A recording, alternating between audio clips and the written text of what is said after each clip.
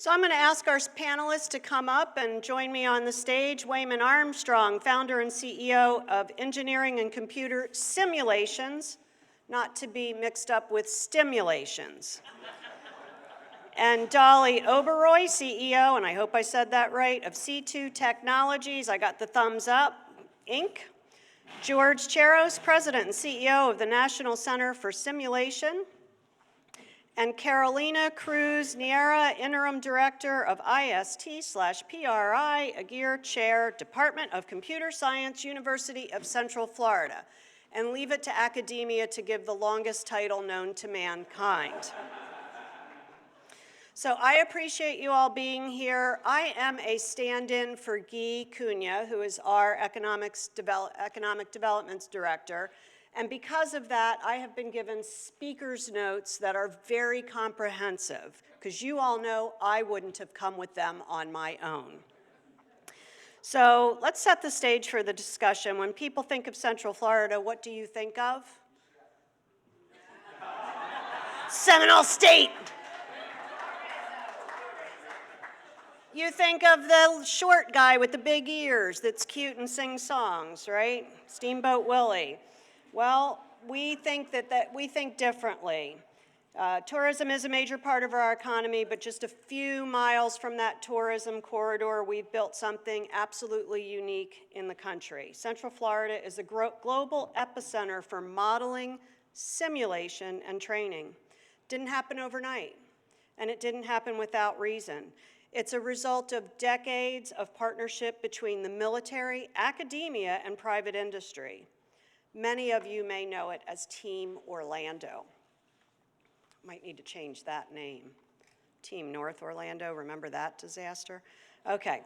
At the center of is the Army's Program Executive Office for Simulation, Training, and Instrumentation, known as PEO-STRI. They rival acronyms with the insurance industry. They've spent more than 50 years in this region with hundreds of programs and systems that are used worldwide. And why does this matter to us? It's not a niche sector. It's not short term. There are more than $100 billion of economic impact right here, hundreds of thousands of jobs nationwide, and in Central Florida, there's tens of thousands of high-wage jobs, and that matters here in our industry, with salaries well above $100,000, billions in economic activity. So the impact that this has to our community is rather significant. The jobs stay here. Most of the folks live here, and they appreciate our educational presence, including Seminole State and UCF. And I know UCF gets the shout out because we have one avid fan here in our audience. I'm sure there's other fans, but not as avid as Stan the fan. But they're here because of our talent and because of our dedication. It's a collaborative effort, and it goes beyond defense. It goes to healthcare, aviation, and there's hundreds of other applications. Emergency response, et cetera. And Seminole County's role in this is that we are so close to UCF. We have tech companies that reside in Lake Mary, Longwood, Oviedo, and Altamont Springs, Bob O'Malley. We offer a skilled workforce because we have one of the best K-12 educations in the state, including our private schools, and you heard from one this morning. So we have a strong infrastructure, we are a great place to live, and we are happy to have you here. So with that, I am going to transition to just asking you some questions, if that's okay. So our format for today is that I'll throw the questions out. Some of them are directed individually, some of them are not. I do not feel compelled to have all of you answer, so don't feel like you have to do that. That's not our role. So we've heard the statistics, but how did our region really become this worldwide hub for this industry? About 75 years ago, the Army and the Navy, coming out of World War II, entered into a collaborative agreement to work together to develop modeling and simulation tools throughout the world. They originally worked out of the North Shore of Long Island in the old Guggenheim estate, and you ask why were they at the Guggenheim estate? Because the Guggenheim family was friends with Charles Lindbergh, and they had a real affinity for aviation. So they donated their estate so they could collaborate up there.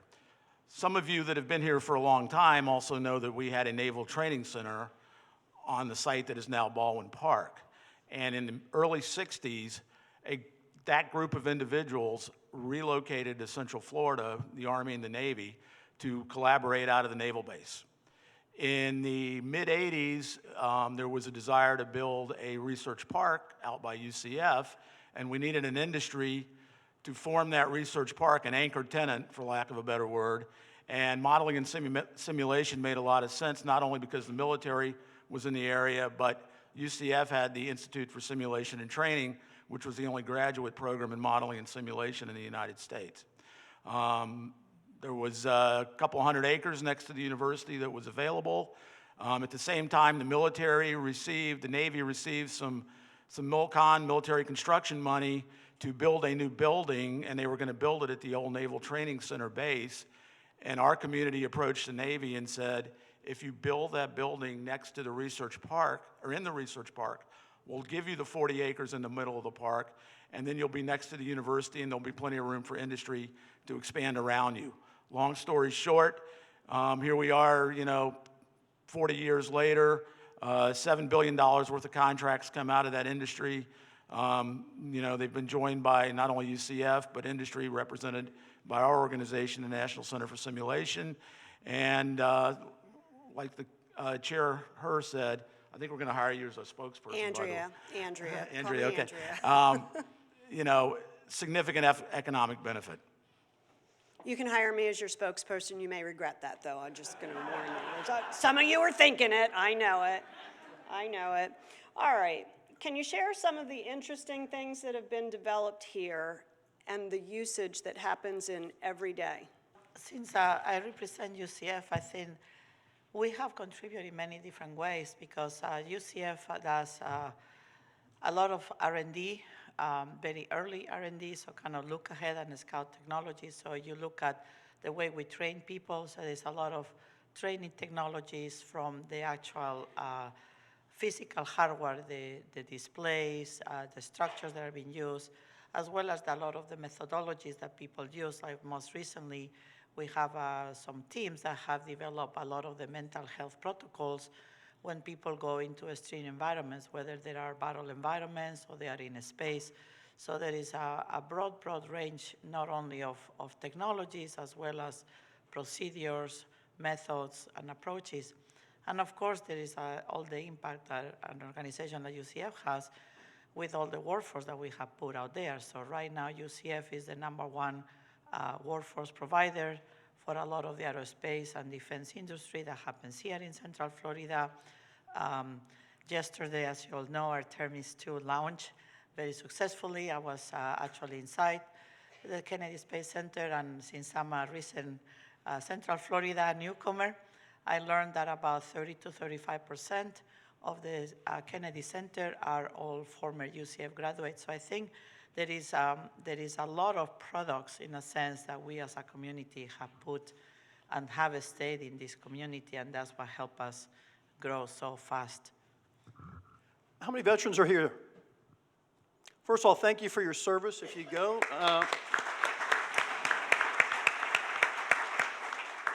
If you go to the VA here in Orlando, they have, as far as their Similar Center, it's the center for the rest of the system worldwide. Our firm has developed more applications for them for training staff going through. The most well-known one is called the Goals of Care, where we go ahead and train physicians, nurse practitioners on giving as far as realistic advice, soft skill training. It's won awards going through there. We're looking at how we can commercialize it and bring it into as far as everybody's healthcare. So that's being done here locally. We have the only haptics lab on using gloves as far as for training for surgery. We're partnered with the Mayo Clinic in Jacksonville right now, looking to take that out using a SBIR Phase 3 Small Business Innovation Research Grant to take that and make that where it can be distributed system-wide. So there is a litany of projects, and we're just myself, Carolina, Dolly, talking of the 300-plus members that George has on what's currently being used educationally, what's been used as far as when we talk in detail about what we're doing right now as far as on prosecuting the war over in the Middle East, but what's being done here as far as affect each and every one of us. And we've also done stuff in Bob O'Malley's previous life when he was with CSX. We did some of the simulation as far as on addressing with CSX, from as far as the mergers on new rail lines to their biggest as far as safety incident that they had to deal with system-wide was a bee sting and the proper way to go ahead and use an EpiPen. So we go from top to bottom in how we go ahead and provide services. I would have never guessed that. So Waymon, you've been here the longest. Yes. You don't look a day over 30, by the way. Well, maybe you should be doing our communications. Tell us how it's changed. Wow. Well, first of all, I want to thank the Chamber for having us here. I'm a Chamber guy, chaired the Orlando. I think there's no better organization for bringing small business and community together, and there's an energy that's felt. So thank you. And also thank you, Seminole County, for coming out in the proclamation supporting our industry as far as last year. I'm not trying to age myself, but when I started, we used simulators the size of refrigerators, ran 24/7. I was a contractor for Martin Marietta at the time. You could not go ahead and have it. You have to book your time. We do work, 6 to 12, 12 to 6 at night. I was a younger man. I could do it back then. We would go ahead and work weekends to go through there.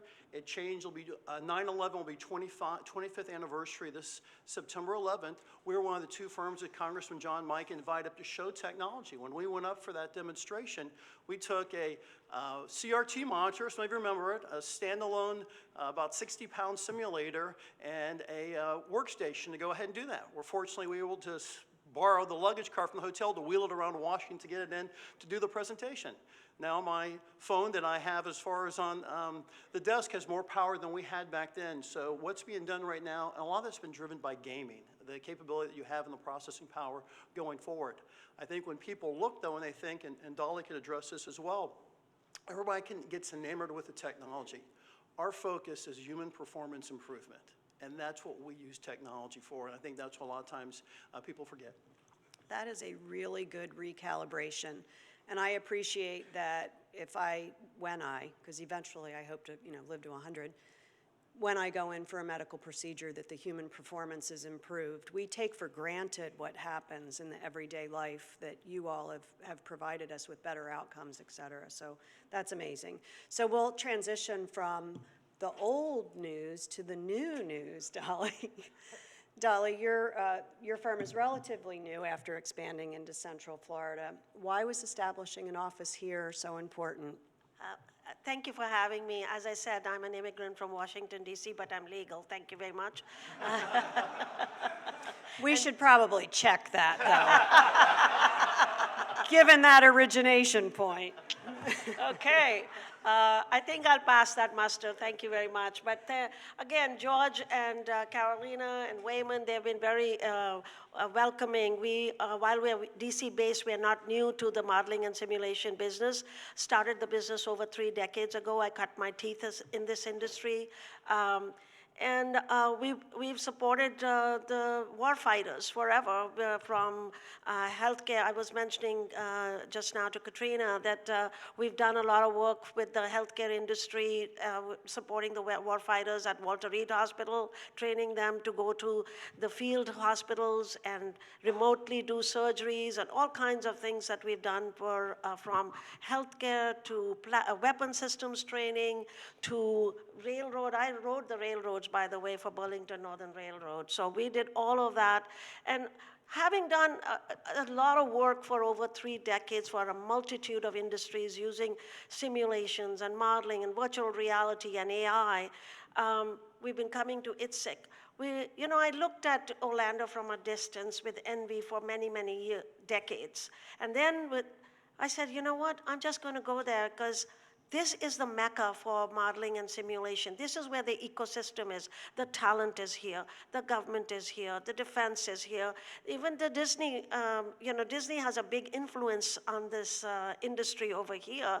And innovation, it's a hub of innovation. And I have great colleagues like the ones at my table. So we actually wanted to leverage all those relationships, all that knowledge base, the experience base, and set up an office here about 4 years ago, and have really benefited from that collaboration. And today, as I mentioned to some folks when I was talking today, we are offering personalized learning, even using headsets, because virtual reality is not the answer to everything. At first, it was very hardware focused. Now it's human performance focused. How are we making impact? We can use technology, but are we learning? Are we improving human performance? Right now we are at war, and our warfighters are performing in theater. Their success depends on how well we develop that learning and experience for them and train them. And that really, I really believe that this is the center of gravity, the Center for Florida is a center of gravity for that type of innovation, modeling, simulation, talent pool, knowledge base, and collaboration. So a little bit of a side story. Dolly and I did not have a moment to talk about this, but so my father was World War II medic with a GED. And some of those practices are still used in emergency rooms today. So every time we're in the field, we learn something that translates into day-to-day life, and that was hammered into my head as a kid. And so that is very meaningful for me that you're helping the folks that are on the front lines bring our boys and girls home. So, Andrew, my dad was a combat medic as well, and our most well-known application is called TC3, Tactical Combat Casualty Care. We trained over 1 million combat medics in Vietnam. In that platinum hour when you were wounded, 24% of the soldiers died. It's down to 6%. An application we developed in body armor. It's something that we take as far as very seriously, and I think as Dolly mentioned that, I think the other piece we're talking about right now, what's going on. We, out of Orlando, do over $600 million a year in foreign military sales. Our firm is benefit. I currently have 27 folks doing training right now in the Middle East. We were shelter in place for 2 weeks in Saudi, came back. Our team in Qatar and UAE started back this week. That they look to us as being the leaders on what's being done here. And as Dolly echoed, she moved back as far as down here to have an office 4 years ago. I moved back 29 years when we started the company, and I told my wife, and there's no better place to live, to raise a family, but the number one reason, if you want to work in modeling simulation, Central Florida is the place to be. And you want to go ahead and know not just we're looking where the dollars are, where the best and brightest talent and firms to partner with are, and this is where we want out, and it starts with UCF, Fred. We think it starts with Seminole State, too, because a lot of those transition into UCF. Just going to give a call out. Go State. Go Knights. All right. And I would be remiss if I didn't say, Dolly, we are delighted that you are here, and you have an entire chamber that's giving you an open arm welcome. We are delighted that you're here. So, Carolina, the industry's largely centered around UCF, and if you can give us a little bit more insight into the role that UCF plays in the industry, and anything that we need to know as we're raising our children that may want to be in this industry. As I mentioned earlier, I think UCF plays many roles in the community. So, of course, being a university, the first thought that comes to mind to all of us is an educational institution that is going to prepare our younger generations to address the challenges of the workplaces that are coming. One of the nice things about UCF, and that's one of the reasons I came to Orlando about 4.5 years ago, is a relatively young university compared with others across the country. So that allows us to be a lot more dynamic, a lot more agile. So I really like the fact that with UCF, it pivots really quickly in their academic programs to provide the most recent, trendy, leading-edge education to our students. So certainly, it brings the value of education, and as I mentioned earlier, there are many sectors that we are the primary providers of that workforce. But workplace. But what people sometimes don't realize, a key element of UCF is its tremendous capacity to do advanced research. So we have a tremendous talented pool of faculty members and researchers that at the end of the day, the ones that they actually get to do the work are our own students. So when groups work with UCF to do research, they get a double benefit. On one side, they get a very progressive solution to whatever problem they have brought to us, but that solution was actually built by students under the guidance of a faculty member, of course, but it was done by students. So when that research is delivered, the package includes not only the solution, but includes the very smart, very intelligent people that created that solution. So you get a pretty smooth, hopefully, technology acquisition pipeline through UCF. You get the solution and the people. So your company, your business will be hopefully much ahead, making that adoption very, very quickly. And in general, we are just a resource. We have a lot of people that come to us for advice, for support. So I think it has many, many branches. It really touches a lot of points in the community. I see George chomping at the bit there. Yeah, I just wanted to, wanted to pile on about UCF, not necessarily from the educational standpoint, but from the helping us to develop this sector here. For those of you that haven't been to the research park, there are 5 partnership buildings in the research park that were funded by the state of Florida and UCF at a cost of roughly $150 million for 500,000 square feet of office space that the military occupies probably 2/3 of. So without those facilities being provided by UCF and the state, none of this would be here. So go state government. Maybe David. we need to, I knew we'd have one response out here.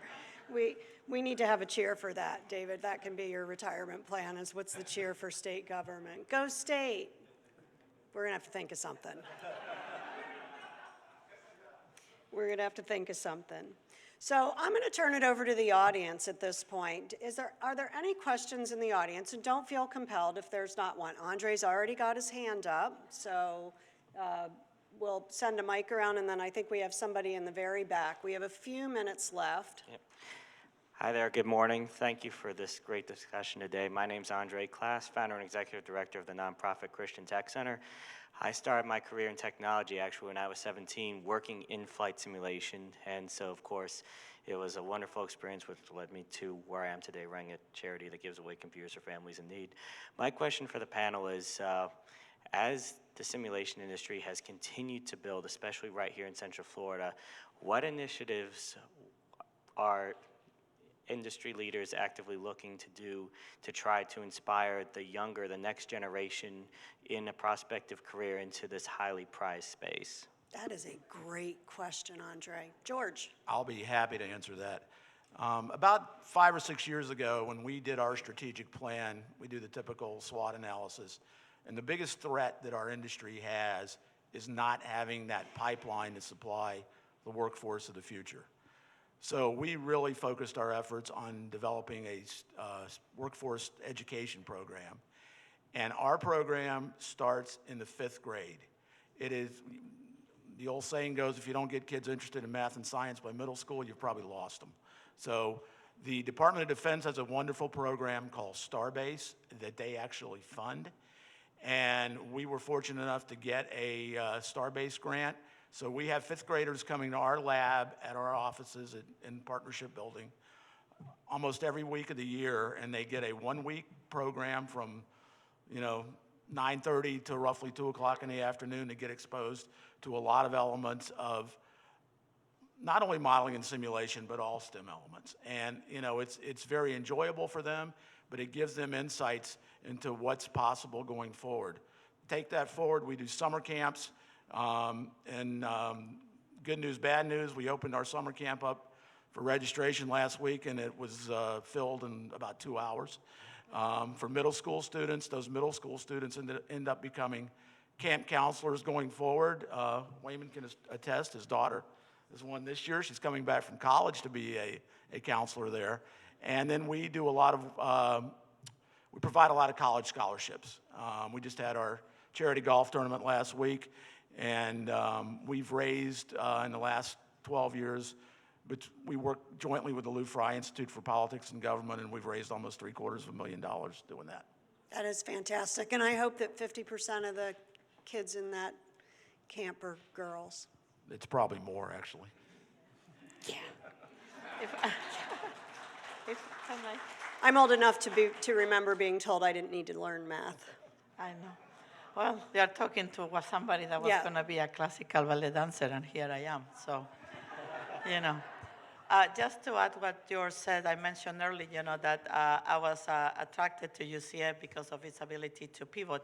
One of the challenges that we have in higher education today is our legacy processes of how we create new degrees.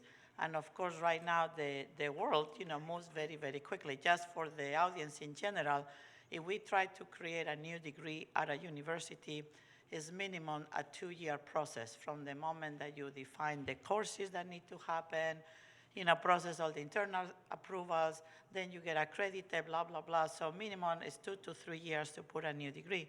On today's world, that's too much time for a university to start graduating, because now we're looking, you need somebody that is an expert on AI or is an expert on digital twins or on quantum computer. You need them in the next few months, not on the next 8 years, realistically, for those people to graduate. So one tool that has become very effective at UCF, for example, is we continue let's say, the traditional programs that we have, but we have made our curriculums very, very flexible. So we develop what we call certificates. Certificates can be done and put in place in less than 6 months. So we work very closely with industry, and industry advises us on what are those skills that are needed. So we very rapidly put cybersecurity certificate, AI certificates, digital twin certificates, whatever it is, so they have a core of classes without going through this much longer process. In some of those, because we know they are long-term, we're still going through the process to make it a formal degree, but at least you got that workforce coming out the pipeline very, very quickly, very well trained, ready to be on your companies and be of value within their existing program of studies. That's fantastic. I think we had one more question in the back. Hi, everyone. I'm Rachel, owner of Ace Media. So I work with a lot of print manufacturers, and about 2 months ago, we had a manufacturing panel and training, and the next generation is one of their biggest concerns. I keep fighting for, you guys need to simulate the manufacturing environments, the equipment, specifically to train this younger generation. Do you guys have any partnerships working with like manufacturing associations or things like that to build up the manufacturing side as well? We've had some discussions. In fact, one of the ones we've had is Richard Sweat.Decimal, who has, as far as manufacturing, great guy, successful entrepreneur here, Seminole County resident. Seminole County resident, go Absolutely, Lyman High School. How we can go ahead and look at addressing that. And I know part of his organization, I think you always think as far as the medical piece, but he's also doing some defense work right now as well. And there's others, and that is something that we are looking more and more, and I think you'll see especially that as you look on what's being done right now with UAS and counter UAS. You'll see much more of that with what's happened in Ukraine become much more common and ubiquitous across. If we had an opportunity to bring more advanced manufacturing into Central Florida, we would all benefit from it, so I will leave it at that. I do have one idea. You gave me a great segue for you all to consider. I think there should be some version of simulated childbirth.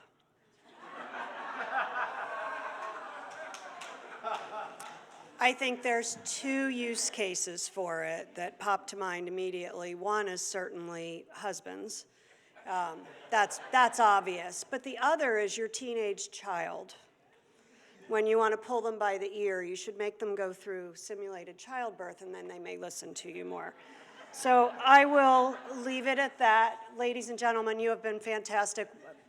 Well, Are you going to bite on this one, Waymon? I'm going to give you points for this. Andrea, I was going to compliment you on communication skills, and I tried to get a company T-shirt that says "We simulate to stimulate," but my wife and Mary Cheer vetoed it on me. So now he said, "Andrea says it's okay." No, yeah. This would be why my husband sweats every time I have a microphone. So yes, no. Andrea does not say anything is okay, ever.